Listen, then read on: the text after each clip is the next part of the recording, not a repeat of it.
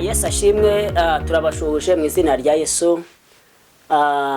Jewe uri imbere yanyu cyangwa se uri kuri ze microphone, Pasteur Habimana Denis. Dukomeje kuvuga ku ijambo ry'Imana, dukomeje kuganira tuvuga gukomera kw'Imana. Kuri aya masaha ndabashimiye rero mwebwe muduteze amatwi. Turabashimiye mwebwe abayobozi bacu mutuba hafi uko bukeye uko bwije. Turashima Imana ko dusubiye kongera guterana namwe cyangwa kongera kuganira namwe ku ijambo ry'Imana. Ndashaka kukubwira ngo nuhagarika umutima, Yesu wawe aje kugutabara. Yesu atugirire neza cyane. Eka tuzamure isengesho kugira ngo dutangire duterane neza. Imana ibane natwe ho ijambo ryarambwe ngo 2-3 bateraniye Yesu aruruka kabana nabo. Data mwiza mu izina rya Yesu, uri Imana yumva gusenga, uri mu ruhande rwacu. Tugiye kuvuga ijambo ryawe, kandi ijambo ryawe ni inkota ityaye ya mujya 2 tigahinguranya.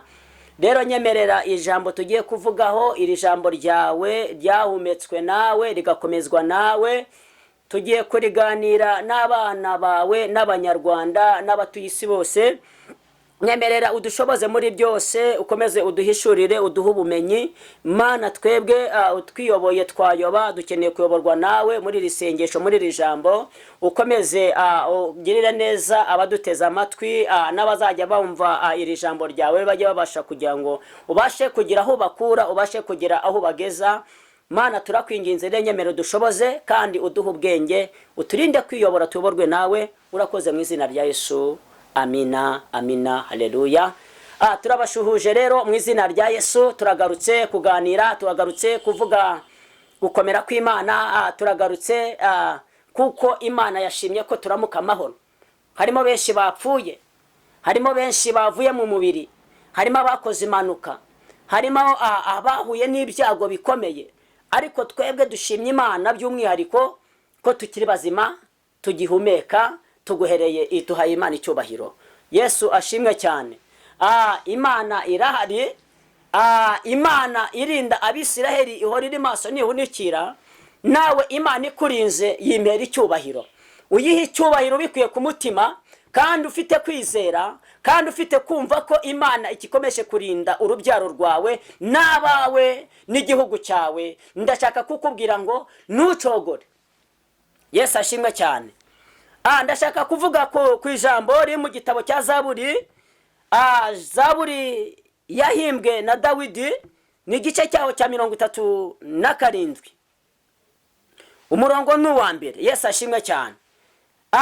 Ndashaka kukubwira ngo iyi Zaburi yahimbwe n'umuntu witwa Dawidi, yahimbwe n'abantu bubasha Imana, bakoze ibyemerwa n'Imana. Imana igenda ibahereza ubwenge, ibahereza iki? Ubumenyi. Yesu ashimwe cyane. Ntugire ubwoba, ntuhagarike umutima. Niryo jambo nje kukubwira. Ntuhagarike umutima, nubwo biteye ubwoba bihari. Ntuhagarike umutima. Niwemereye Satani kagutwara umunezero, niwemereye Satani aguteza umubabaro, niwemereye Satani agutwara ibyawe, niwemereye Satani ko hari icyo yakora. Satani nta butware n'ubushobozi afite. Imana yawe ni ifite ububasha n'ubushobozi, niyo yo kukuyobora. Ndashaka kuvuga ngo ntuhagarike umutima. Niryo jambo ngiye kukubwira. Ni umurongo umwe turi buvugeho gusa. Iyo uhagaritse umutima, nibyo ufite byose biragenda, kuko uba wabuze ubwenge bwo kuyobora ibyo ufite. Iyo uhagaritse umutima ngo mu kazi baranyirukana, barakwirukana kuko uhagaritse umutima. Satani yaguteje ubwoba, Satani yakuzonze. Nawe amaze kubona ko niba kwirukana ku kazi kuzaba upfuye urangiye, ntago uzapfa uzarama. Ndashaka kukubwira ngo ntuhagarike umutima. Imana yawe irahari, izakurinda. Utarabona ko kazi wabayeho, banza utekereze ngo kuki nabaye navutse nkabaho, nkabasha kwiga. Mu myigire yawe wabashije kumara wenda nk'ukwezi utarabona akazi. Ntago rero agahagaritse umutima. None uhagaritse umutima, ariko bakubwiye ngo akazi bagiye kukakwirukanaho, yakaguhaye izakakurindiraho mu izina rya Yesu.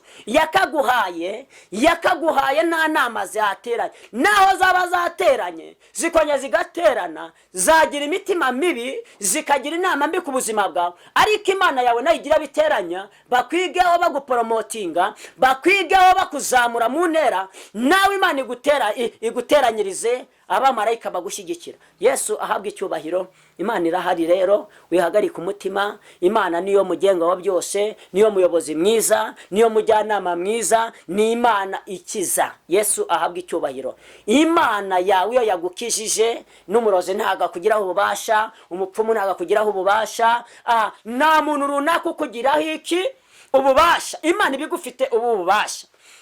Iyo ngiye kwitegereza, ngewe nkireba, nkisuzuma, nkareba ese ko mbayeho, ese ko mbayeho kubwanjye, mbayeho kubw'Imana n'umugambi wayo imfiteho. Ntabwo ngomba guhagarika umutima, nzi ko Imana yanjye ihari. Imana yawe nawe irahari mu izina rya Yesu. Imana yawe iri mu ruhande rwawe. Imana iri mu bana bawe, Imana iri mu bakwe bawe, Imana iri mu bakazana bawe, Imana iri mu ngo z'abana bawe, Imana iri mu kazi kawe. Imana yawe irahari mu izina rya Yesu. Nyemerera ahubwo wumvira ijambo rivuga ngo ntuhagarike umutima. Umujyanama wawe Yesu arahari, umujyanama wawe ukurinze arahari.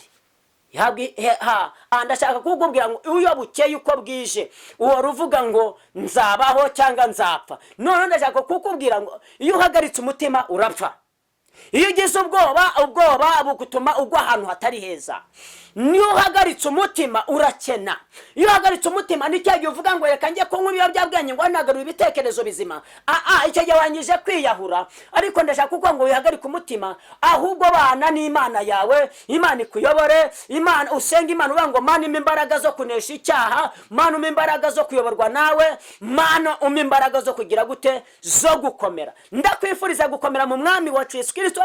Ndakwifuriza kugirwa neza n'Imana. Ndashaka kukubwira ngo basha kumenya Imana yawe, ntuhagarike umutima. Niko umurongo wa mbere utubwize gute, utubwiye umucunguzi wawe wagize gute, arahari. Yesu wawe wagize gute, arahari. Aho ababyeyi batabaye, Imana yarahabaye. Yesu dukomeje kujya tubona abantu badafite ababyeyi, Imana ibagira neza ikabahuza n'ababyeyi bafite umutima wo kubarera, bafite umutima wo kubigisha, bafite umutima wo kugira aho babageza. Iyo ni Imana ikora imirimo n'ibitangaza. Kuki wakumva se wowe kuvuyeho kupfuye? Kuki wakumva ko Imana igutaye? Ariko ijambo yatubwiye ngo ntuhagarike umutima kuko Imana iri mu ruhande rwawe. Yesu ashimwe cyane. Ntugire ubwoba, wihagarike umutima. Ukiriye kuri iyi si Imana izabana nawe. Nukora neza uzemerwa n'iryo jambo njya nkunda kubabwira. Iteka ryose iyo ukoze akazi nabi ukagakora nabi ugomba kwirukanwa, kuko ntacyo waba winjiza, kuko uhombye abantu. Kandi wa muntu iyo yashoye amafaranga bakeneye kugira ngo yagure za kampani, none ugiye kubihombya. None wana akazi urakishe. Kubera iki wamaze guhagarikira umutima ibiyobyabwenge, ubusinzi bwarakubashe, ubusambanyi bwarakubashe, kuko wemereye Satani agatura muri wowe. Aya masaha ndashaka kukubwira ngo wihagarika umutima. Imana irahari. Yesu ashimwe cyane. Imana irahari, zakurengera. Yishakana umwete, kuko ijambo ryamwe ngo nkunda bankunda, kandi abashakana umwete bazagira gute, bazambona. Ni Imana idacurwa kibera, ni Imana itagira ruswa, ni Imana itagira inzangano, ni Imana y'urukundo rwinshi cyane. Ni Imana igukunda nigaruka ngo yicuze, kuko Imana ni umunyembabazi. Yesu ashimwe cyane. Ijambo ry'Imana ngo naho umukiranutsi wayo yagwa nazarambara, kuko urumva ni Imana ikiri ku ntebe y'imbabazi. Yesu ashimwe cyane. Hereza Imana icyubahiro aho ngaho. Hereza Imana icyubahiro, kuko Imana irahari. Haleluya, haleluya. Imana izabana nawe. Iyirinda Abisiraheli ihorira maso, irinda Abanyarwanda ihorira maso, irinda abanyamahanga ihorira maso. Ntabwo ugomba gupfa ku mugambi wa Satani, ugomba gupfa ku mugambi w'Imana, kuko kiba ari igihe cyayo. Iyo wakoze neza, igihe cyo kuruhuka kijya kigera, ukaruhukira mu mahoro y'Umwami Imana. Yesu ashimwe cyane. Ngo ntuhagarike umutima, kuko ndi kumwe nawe. Imana iri mu ruhande rwawe, wa mukobwa we. wihagarike umutima. Basha gushaka Imana muri iki gihe ndi kubabwira ngo gushaka Imana bigira umumaro mwinshi kuyishakanya iki? Umwete. Wiryoherwa n'ibyisi uvuge ngo urumogi ngo rurakuryoheye, urumogi ruzatuma upfa umutima, urumogi ruzatuma ubura ubwenge, ubusinzi buzatuma ubura ubwenge, ubusambanyi uzasambana uzarwara sida. Ariko nuwumva ikiri ijambo rivugana nawe, ijambo rivugana nawe, ukumva iki ijambo rivugana nawe. Kabiri, ikumva iki Imana ivugana nawe. Gatatu, ukumva iki Imana igushaka. Ngo ntuhagarike umutima. Imana yawe irahari. Ni Imana ifite amaboko maremare. Ni Imana ariyo mujyanama mwiza. Waba waratawe n'ababyeyi, waba waranzwe. Hari igihe nagize umwanya mbasha gukurikira ikiganiro cy'umuntu w'inshuti yanjye, mbona avuga ngo yatawe na se na nyina baramwanze, ariko ngashima Imana ko Imana yabanye nawe, Imana yamurinze ikamuha abandi babyeyi. Nawe hari Imana itanga ababyeyi rero. Nyemera wumvira ijambo wihagarike umutima, umucunguzi wawe arahari, Imana ikubereye maso, Imana Data, Imana Mwuka we irahari, iri mu ruhande rwawe. Yesu ashimwe cyane. Ni Imana itagira isaba ibiguzi, ni Imana itanga agakiza ku buntu. Garuka kwa Data wo mu ijuru, garuka ku Mana, yishakana umwete, wibere mu mahoro, wibere mu buntu bw'Imana. Wa mukobwa ufite kubivamo, wa mukobwa we ufite guhagarika umutima ngo urijyanye uriyoboye, wowe shaka mu maso y'Imana koko mbonye Imana ikomeza ibyawe. Yesu ashimwe cyane. Imana irahari. Iri jambo ndarikunda. Ntuhagarike umutima kuko ndi kumwe nawe. Imana irahari izakugirira neza. Naibya tukura tukutuku ni Imana ibasha kubyeza ikahibihindura nka sherege. Ndashaka kukubwira ngo nawe umunsi Imana ikubabarire. Ndashaka kugusengera Imana, ndashaka kukubwirira Imana, Imana ikugarukeho bundi bushya, ikubabarire ibyaha byawe wakoze, ikubabarire ubusambanyi bwawe wakoze. Yesu akugiriye neza rero wa mubyeyi we wari ufite kwiganyira, wari ufite gucumuzwa n'abantu baguhemukiye, bababarire. Ndumva Imana ivugana nanjye ngo bababarire kugira ngo Imana ikora igitangaza, babire batangare, kugira ngo babone ko wasenze Imana, bababarire. Nawe Yesu aze mu byawe, ugifite inzangano, ugifite amashyari n'amatiku, ugifitanye ubwicanyi bwo mu mutima, ntacyo byakumarira. Imana yanjye irambwiye ngo nkubwire ngo bababarire, bakiranukire uberera imbuto, kuko mbonye Imana ivugana nanjye ngo mukwera imbuto kwawe nubwo batanezezwa n'ibyo ukora, ariko Imana irambwiye ngo mukwera imbuto kwawe niho Imana ikora ikintu cy'igitangaza, niho Imana ikora ikintu cy'inzaduka, niho Imana ihindura amateka y'ubuzima bwawe, niyo Imana ije gukora mu gihe cyayo igitangaza kigakoreka. Mbonye Imana ivugana nanjye ngo nubwo bakuryanira inzara, nubwo bazi ko byarangiye, nubwo bazi ko urwo uzaruvamo, ariko Imana ikoze igitangaza kugira ngo ube muri urwo rugo, kugira ngo bamenye ko wasenze iki Imana yawe. Yesu akugirire neza, Yesu agukundisha abanzi bawe, Yesu kandi akora igitangaza abanzi bawe bakiriho, Yesu akora ikintu gikomeye cyane abavandimwe bataraguhararukwa, abavandimwe batarakuzinukwa. Yesu akore mu gihe cyashyizweho n'Imana. Imana y'amahoro ikugirire neza. Turabakunda cyane, turabakunda kandi turabasengera. Ndanezezwa n'Imana muri iyi minsi kuko Imana iba gukora ibitangaza. Abantu barimo kumamagara bambwira ngo mukozi w'Imana, Imana yabanye natwe, twabonye Imana, tukabishimira Imana. Yesu abagiriye neza, komeza ubane n'Imana mama. Imana irahari.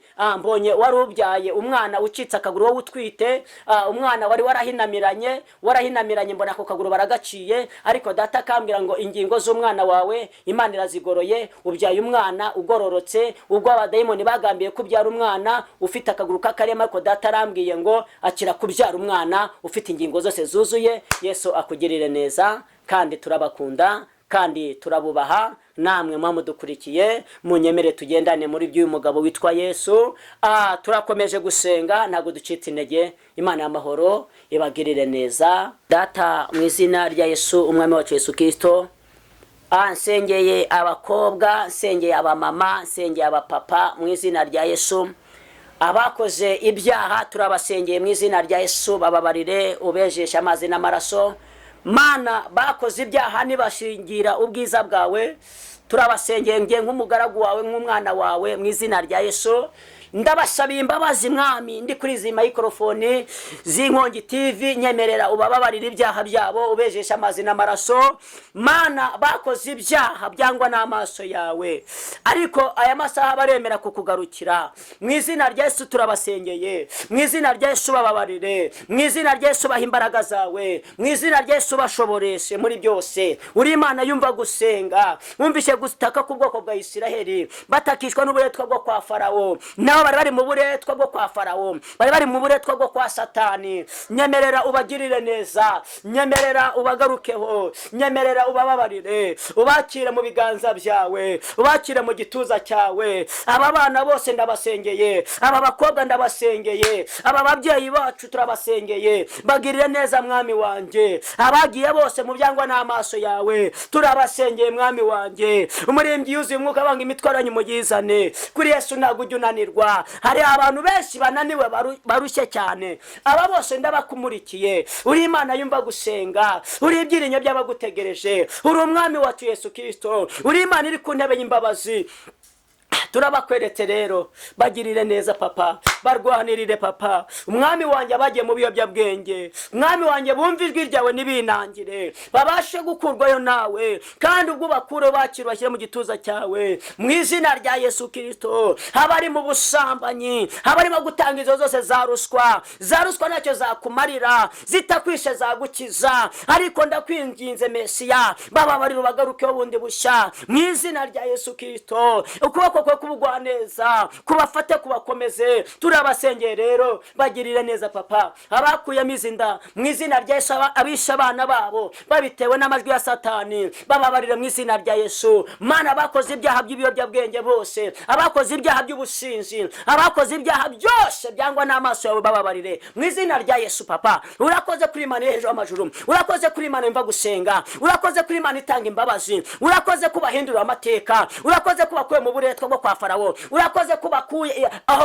abanzi babo babashize. Mu izina rya Yesu ndahamagaye Imana Isiraheli, Imana rukundo, Imana itanga agakiza ku buntu, Imana idacurwa kibera. Nyemerera ubarengera abana bawe mu izina rya Yesu, bababarire mwami, bahagakiza keshi. Garuka ku bahanuzi bawe, turabasengeye mwami, tubatetse mu bisabyo by'amaraso, barwanire mwami wanjye, wongere ubasukira amavuta. Mana yika mwami, Mana ubababarire Mesiya mwami, ibyo barakoze byose batagateshuka ku nzira zawe, ubababarire mwami wanjye. Ndabasengeye mu izina rya Yesu, ndabakweretse mwami wanjye. Bibiri imbwira amagambo akomeye ngo nawe wibwira ko uhagaze, ngo wirinde ngo utagwa. Nanjye ndabasengeye mu izina rya Yesu, uzabarinde gusubira inyuma mu izina rya Yesu Kristo. Wongere ubakoreshe ikiganza cyawe, wongere ukangura inzozi muri bo, wongere ukangura igicaniro muri bo mu izina rya Yesu Kristo. Uri Imana y'urukundo, mu izina rya Yesu Kristo. Nsengeye aba babyeyi badafite abana, bakeneye abana mu izina rya Yesu,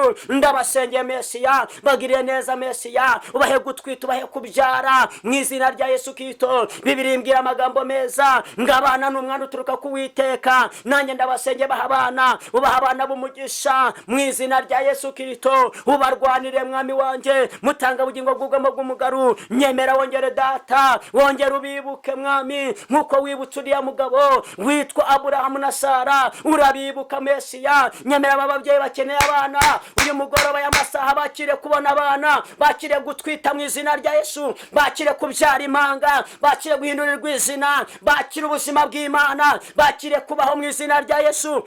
Papa turakwinginze Panafosi Eredrayisika Ereta ngo ndahamagaye Imana itanga urubyaro, nyemera bahereza abana mu izina rya Yesu Kristo. Abarimo kugenda mu bugare, mu izina rya Yesu bagurutse mu bugare, turabasengeye mu izina rya Yesu. Abagendera mu mbago mwami wanjye, ubakize mu izina rya Yesu, izo mbago bazirambike hasi mu izina rya Yesu, batangira bakuhimbaze. Turabasengeye, turabakuragije mu izina rya Yesu Kristo. Imana yumva gusenga.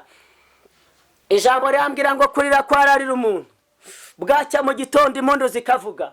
Turabasengeye rero, harimo ababyeyi babamaze igihe barira, harimo ababyeyi babamaze iminsi biganyira, harimo abapapa bamaze igihe biganyira, harimo abapapa bamaze iminsi barabuze inzira. Nyemero bahereza inzira mwami. Urakoze mu izina rya Yesu, amina. Yesu ashimwe cyane. Ndumva Imana ivuganye nanjye ngo ibahaye urubyaro, ndumva Imana ivuganye nanjye ngo ni Imana itanga urubyaro. Nta mupfumu watanga umwana, niyamutanze amutanga tuzuye. Ariko Imana ivuganye nanjye mwababyeyi mwebwe mpuneza amatwi ngo Imana igiye kubakiza ibikomere byo kutagira abana, mwiswe amazina, mwafashwe ijambo. Imana yambwiye ngo mwari muzinza ko Yesu arabazinguye, ngo mwakire gutwita mu izina rya Yesu. Wa mukobwa we udafite akazi, mbonye Imana iguhaye akazi, kuko ijambo ryatubwiye ngo Imana izabana natwe, iri mu ruhande rwacu. Yesu umwami w'abami abagirire neza. Imana y'amahoro ibamugisha. Genda ujye mu kazi wa mukobwa we, genda ujye mu kazi wa mupapa we, wa musore we genda ujye mu kazi, kuko ndumva Imana ivuganye nanjye guhaye akazi. Kuko mbonye aho ababyeyi batagushakiye akazi, Imana yagushakiye akazi, kandi Imana ikwiceje muri biro ikomeye cyane. Nawe bagambiriye kwirukana data wanjye arambwiye Imana nkorera ngo ntabwo uzirukanwa mu kazi, ahubwo hari urwego Imana igushyizeho. Yesu abagirire neza. Telefone yanjye mwambonaho ni 0788 49 0 ni 0788 49 Imana y'amahoro ibagirire neza. Turabakunda kandi turahagaranye, turakomeje gusenga, ntago ducita intege, ahubwo namwe mugira umwete wo kudukurikirana, kandi mugira umwete wo kumva iki Imana yacu y'amahoro. Imana ibagirire neza, Imana ibagirire neza, bahe umugisha cyane. Ndashaka kukubwira ngo wa mubyeyi we, abana bawe bari hanze, abana bawe bakohereje amafaranga. Wa mubyeyi, Imana irambwiye ngo amafaranga nta kintu yakora, n'ubundi amafaranga amaze gushira, kandi wabuze pfa na ruguru. Abadogiteri bakubwira ngo nta burwayi ufite, ariko Imana ngo ubwo burwayi burimo mu buzima bwawe bwihishe bwa kanseri, Imana ibukuye mu buzima bwawe. Dogiteri yarangije kukubwira ngo, arakubwira ngo uzapfa, atangiye kwihebesha abana bawe. Imana ngo akira gukira, wakire kuzuka, koko Yesu mbonye akuzuye, aguhaye ubuzima bwo kubaho. Imana y'amahoro ibagirire neza. Imana y'amahoro ibagirire neza. Muri byararimbye ngo komeza inzira watangiye wicika intege. Shaka Imana, umwanya wo kujya gushaka abapfumu, umwanya wo kujya gucisha, umwanya wo kujya kwirwanirira. Imana yambwiye ngo shaka Imana yawe. Imana ikora mu gihe cyayo, Imana ikora mu gihe cyashyizweho nayo. Imana igitanga ibyo abana b'abantu bataguhereza, niyo babiguhereza bagaruka bakabigucuragurizaho. Ariko ndumva Imana ivuganye nanjye mama. Imana yambwiye ngo hari indwara buriye mu buzima bwawe, kandi wumva umubiri wawe uribwa, wumva ibintu bikuryamo nk'intozi. Ariko data ngo ni Imana ikuye intozi mu buzima bwawe. Mbonye ari imyuka y'abadayimoni, mbonye ari imyuka ya Satani. Imana yamwe ngo ikuyeho izo ndwara. Yesu akugire neza, akira gukira. Rero turi kumwe n'Imana y'amahoro ibagirire neza. Shalom, shalom.